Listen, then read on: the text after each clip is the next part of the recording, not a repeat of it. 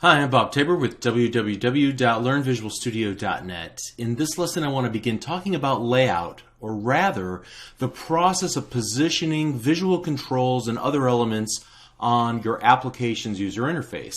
And there are several different XAML controls that exist for the purpose of layout, and we'll cover most of the popular ones in this series of lessons. Now, in the past, layout was relatively simple. After all, you were typically only laying out an application for a single form factor, a single device like a phone or a desktop application. However, there are a few new wrinkles introduced as we begin to build applications that can adaptively resize based on the device that we run our app on. And this is one of the new key features in app development on the Windows platform. We'll start with the easy stuff in this lesson, and then we'll build up to the more challenging stuff in the following lessons. Now, before we begin, I want to point out one thing regarding all XAML controls that are intended for the purpose of layout. Most controls have a content property. So your button control has a content property, for example. And the content property can only be set to an instance of another object. So in other words, I can put a text block, and let me just copy and paste some code here into what I've got.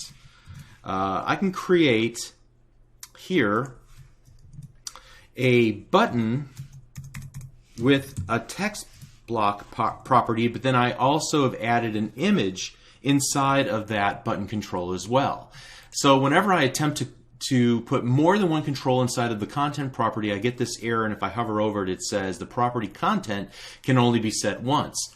However, layout controls are intended to host more than one control, and so as a result, they don't have a content property. Instead, they usually have a children property that's of a special data type, a collection data type that can hold XAML controls called UI element collection.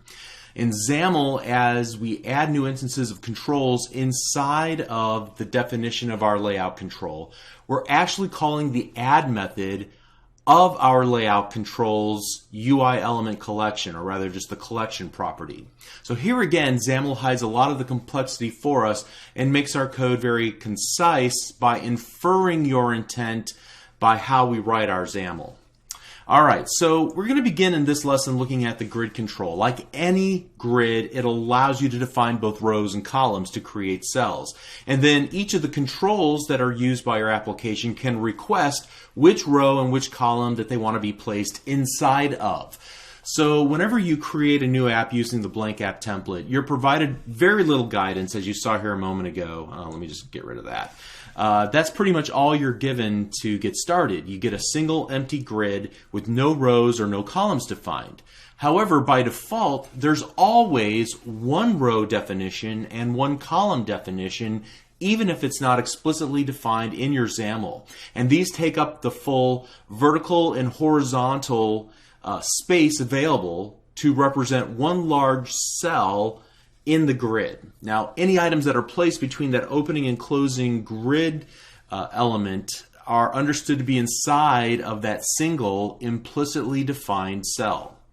So I'm going to create a quick example of a grid that defines two rows just to illustrate two primary ways of creating rows and setting their heights. And so actually I've already taken the opportunity to create this. I'm going to go to a project called Row Definitions. You should be able to open this up and follow along. Or you can just pause the video and type this in as well. So here you can see that I want you to notice how that I have two rectangles. There's an upper rectangle and a lower rectangle.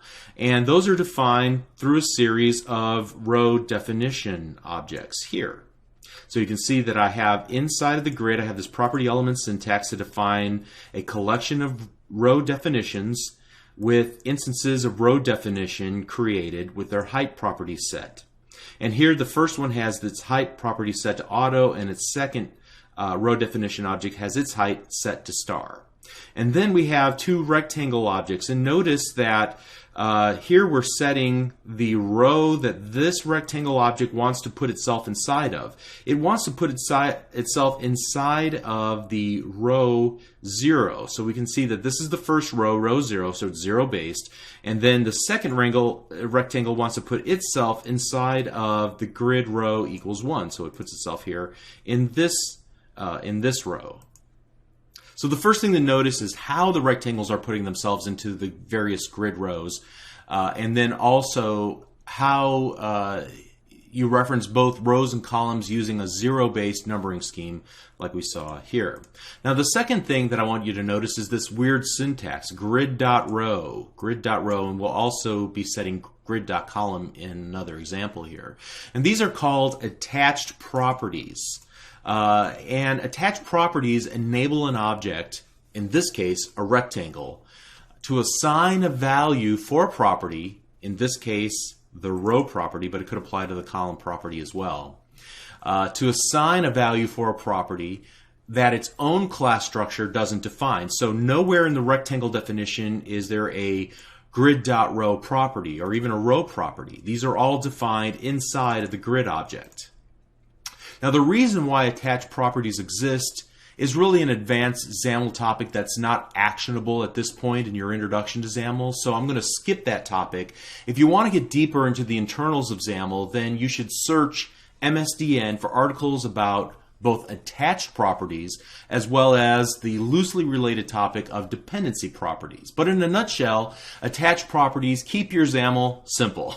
Let's just leave it at that, and then you can go off and explore that topic a little bit on your own later on. So the third thing that I want you to notice about this example are the two different row heights. The first height we set to auto, and the second row height we set to star. There are three syntaxes that you can use to help persuade the sizing for each row and each column. I use the term persuade intentionally. With XAML Layout, heights and widths are relative and can be influenced by a number of different factors. All of these factors are considered by the layout engine at runtime to determine the actual placement of items on your given page or your screen. So for example, this term auto means that the height for the row should be tall enough to accommodate all the controls that are placed inside of that row. If the tallest control, in this case you can see this rectangle has its height explicitly set to 100 pixels. If the tallest item is 100 pixels tall, then that's the actual height of the row, 100 pixels. If we were to change this to 50 pixels, you can see that the height of the row changes now to be half the height, to 50 instead. Let's change that back to 100. So therefore, auto means that the height is relative to the controls that are inside of that given row or column or whatever the case might be. Secondly, you see this asterisk. It's also known as star sizing, and it means that the height of the row should take up all of the rest of the available height available. So here's a quick example of another way to use star sizing. I created a project that has 3 rows and in the content panel. So here, let me get to star sizing. Great. Bring it down here. So again, you can see that we have 3 rows that are defined. Let me just get down here, like so. Notice the heights of each one of them. Putting a number before the asterisk, I'm saying of all the available space, give me 1 share of all the available space, or 2 shares of all the available space, or in this case, 3 shares of all the available space. So the sum of all those rows adds up to 6.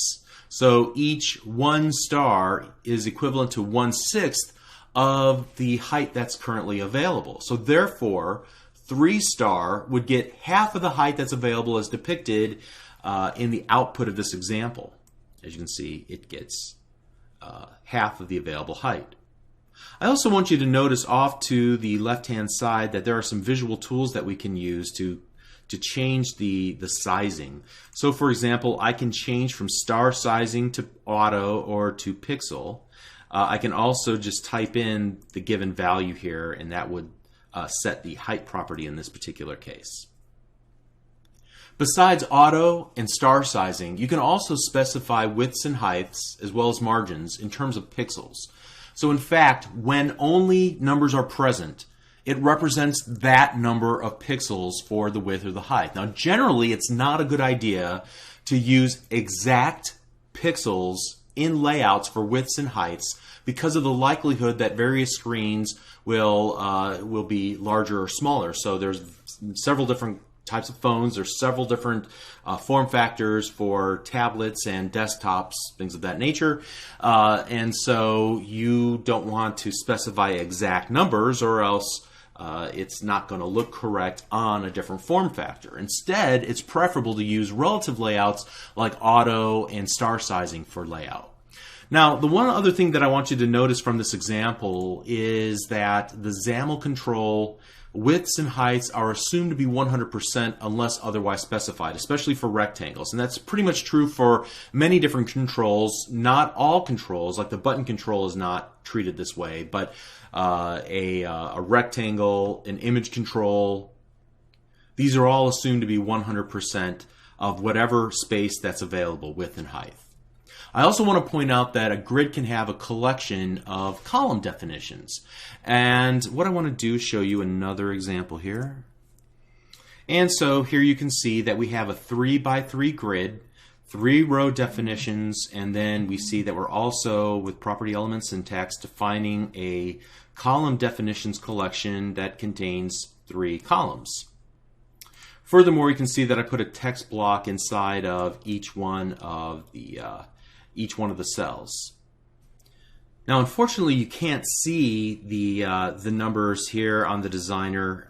It's not representing them correctly, but if we were to run the application, you would be able to see that we get a different number in each cell. We'll make that smaller. You can see 1 through 9. Okay.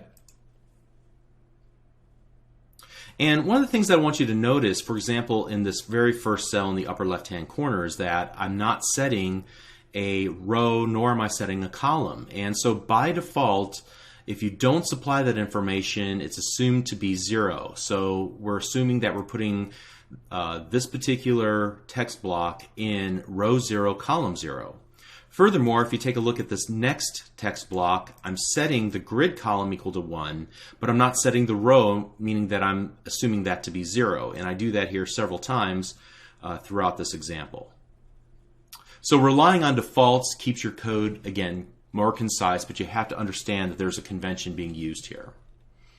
All right, I have another example that I want to show you called alignment and margins. Let's bring this down. Most of this example should be pretty obvious if you stare at it for a few moments, but there are several finer distinctions that I want to make about alignments and margins.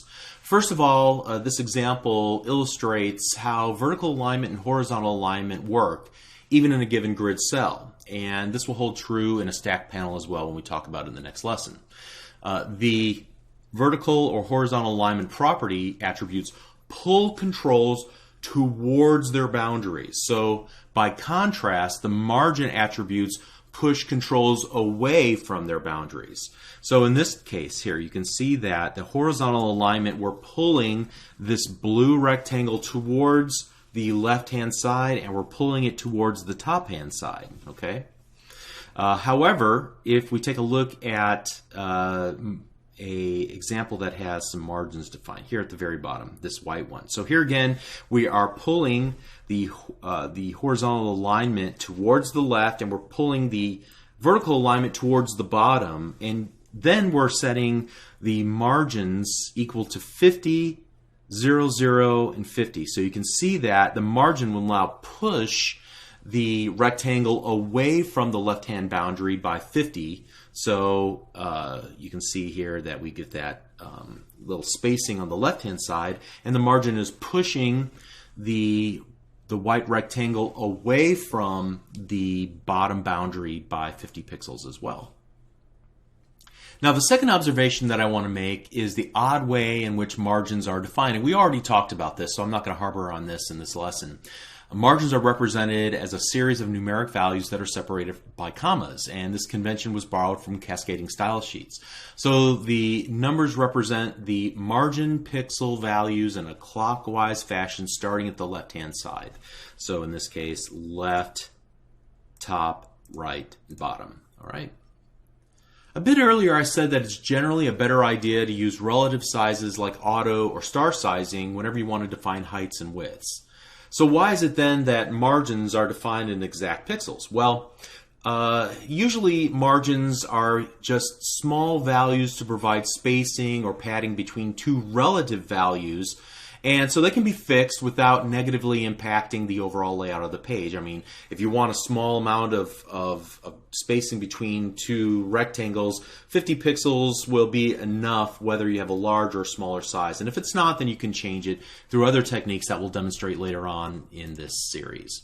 So let's recap what we've talked about so far. In this lesson, we talked about layout controls and how they allow you to define areas of your application where other visual XAML controls will be hosted. In this lesson, we specifically learned about the grid and how to define columns and rows, how to define their relative sizes using star and auto, and then how to specify which row and column a given control would request to be inside of by setting attached properties grid.row, grid.column on that given item, like a rectangle in this particular case, or whatever it might be. We also talked about how to set the alignment and the margins of those controls inside of a given cell and more. So grids are great, but they're really just one tool. You're going to likely use them along with other layout controls like the stack panel, which we're going to learn about in the very next lesson. So we'll see you there. Thank you.